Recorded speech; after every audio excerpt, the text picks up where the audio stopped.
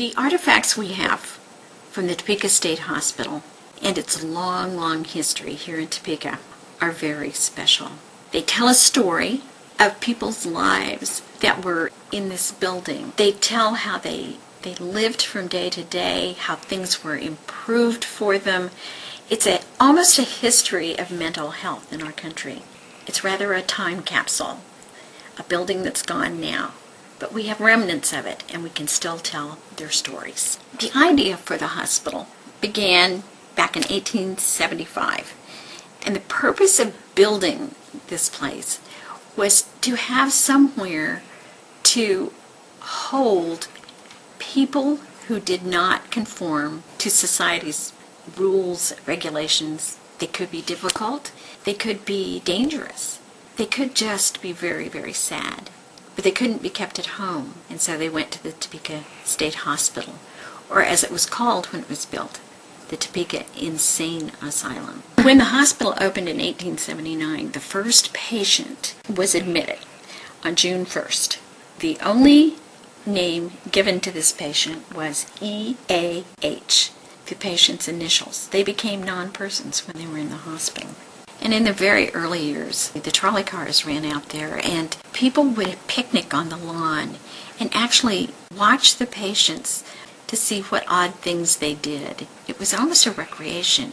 And of course, in the early years, many were chained naked to these walls in the cold stone tunnels under the building.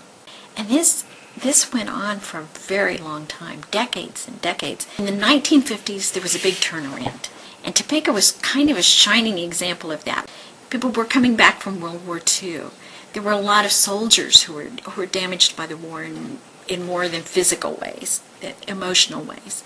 These were our heroes. We couldn't put them in a place where you chained up people. That would just be awful. We had the Many River Clinic moving in a whole new idea of how to treat people that were different or who could not emotionally face life in the days of the middle part of the last century. Hearty meals started being introduced. Dietitians came to the hospital. Menninger doctors sat on the board. New ideas and arts and crafts were introduced. And that's where the big ball of twine comes from. There was a patient at the state hospital who spent his days rocking. Doctors, other patients, guests would bring him pieces of string like that. And like we were taught in Girl Scouts, he would actually wind around what is essentially 4 nails driven into a tubular piece of wood, and coming out the bottom, of course, is this. This was what he did. This was what he was good at. This is what made him comfortable, and it was okay. And this ball was the one he was working on when he died, and there are 9 others bigger that preceded this one. But it was a form of therapy that worked for him. And so for the first time, we're seeing patients being treated like human beings, being treated as individuals who have the rights and the say-so, as long as they didn't hurt themselves or others, to do what they needed to do to live. And I look at it and I think about that man often. Right here is the main office, and this was the entrance, and this is where our cupola came from. There was a library, a paint shop, the laundry was over here, employees' dormitory, and then way over here, separated from everything, are the wards for the incurables. You were so disruptive to humanity that you could not mingle with anybody but people like yourself who were dangerous, disturbed, potentially killers, and they were given no treatment much. They were just incurable.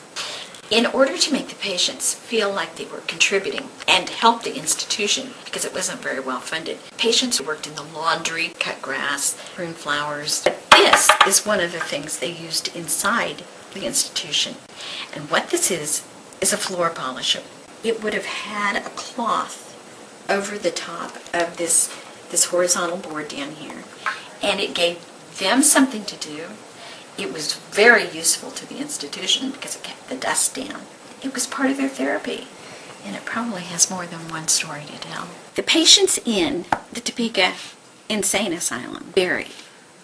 But there was one that really stood out among all the others. His name was Boston Corbett. He was the man who shot the man who shot Abraham Lincoln. Boston Corbett became part of a military unit that went out to search for John Wilkes Booth. And it was several days after the assassination. The orders were not to shoot to kill. They found Mr. Booth in a barn. John Wilkes Booth, in order to make a point of whatever he was doing, had a gun in his hand and he raised it. And at that point, Boston Corbett shot John Wilkes Booth. Boston Corbett himself was a very angry man. He was a Christian man. He was a misanthrope. He didn't like people. He didn't like a lot of things. He didn't like noises. And he was particularly angry with the Army because he thought he should have received the reward for shooting the assassin of Abraham Lincoln, when indeed the reward money went to the officers in his battalion.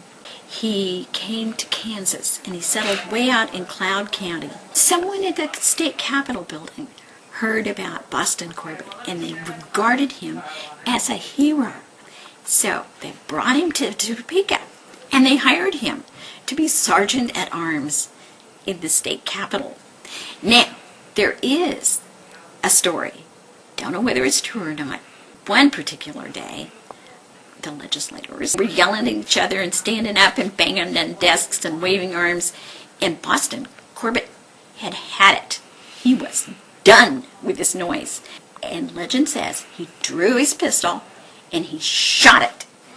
And the bullet lodged in the lintel right above the speaker's chair. Unfortunately, he lost his job that day and was taken to the Topeka Insane Asylum. Boston Corbett was an inventive, clever man. He knew how to escape from places. One day, the attendants were taking the patients out for a daily walk, and they were all in a line, and apparently there was not a guard at the end of the line. Very quietly and very carefully, he made his way, inching back, and he kept dropping back in the line gradually as the patients walked on, and nobody noticed until they walked away a bit, and he made a dash for it, and he grabbed that horse, jumped on it, and took off. Headed west, they say. Nobody knows what happened to him after that. Whatever happened to Boston Corbett, I don't know.